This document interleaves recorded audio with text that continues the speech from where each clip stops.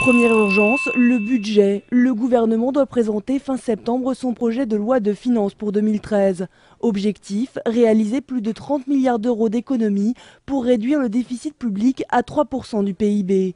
Une tâche d'autant plus difficile que la croissance s'annonce molle et l'emploi en berne. Autre dossier économique, l'augmentation du prix des carburants. Allègement provisoire des taxes. Oui, une diminution, mais ça sera la part de l'État. Et qui demandera... Diminution donc des taxes. Et qui demandera... Oui, mais ça sera modeste. Et ça sera provisoire. Pas de gel des prix, Jean-Marc Ayrault. Gel des prix. Si vous gelez les prix pendant 3 mois et puis que vous les laissez repartir après, donc, vous n'avez rien résolu. Si on baisse les taxes pour les consommateurs d'essence, il faudra bien qu'un autre contribuable paye d'autres taxes pour rééquilibrer le budget de l'État. Une promesse de campagne du président, le relèvement du plafond du livret A, un projet de loi qui est au programme du Conseil des ministres aujourd'hui. Nous allons augmenter déjà de 25%, c'est pas correspond à un besoin, 25%. Là où ça sera annoncé ce matin au Conseil des ministres. 25% tout de suite là. Et puis je vous ai dit livret développement durable, on le double. Eh bien en fonction des besoins.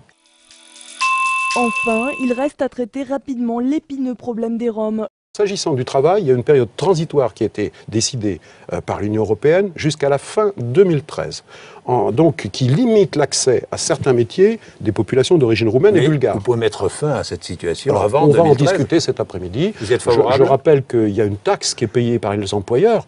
Souvent, c'est les emplois que personne ne peut prendre. Jean-Marc Ayrault ? Je suis favorable à une évolution.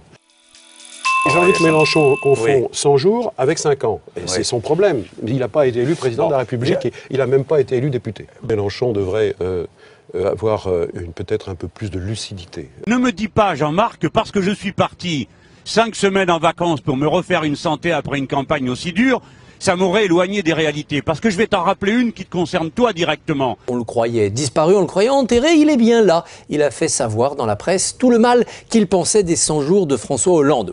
Une aile gauche totalement incontrôlable quand elle s'appelle mélenchoniste. Oui, incontrôlable, mais pour faire quoi? La puissance du verbe est bien sympathique, mais cela n'empêchera pas François Hollande de présider, ni Ayrault de gouverner. C'est moi qui suis dans la réalité. C'est vous qui êtes dans les rêves. Vous êtes dans un monde qui n'existe plus. Un monde tranquillou, à la papa, plan-plan, où on peut prendre son temps pendant que les gens souffrent et que l'économie de tout le continent est en train de sombrer. Voilà ce que Jean-Marc Ayrault ferait bien d'avoir à l'esprit, au lieu de me donner des leçons sur ce ton méprisant et hautain qu'ils ont. C'est long 5 ans. Même si 5 ans à entendre vitupérer Jean-Luc Mélenchon, c'est 5 ans, on le sait, de grands guignols politiques pour le plus grand plaisir des spectateurs citoyens.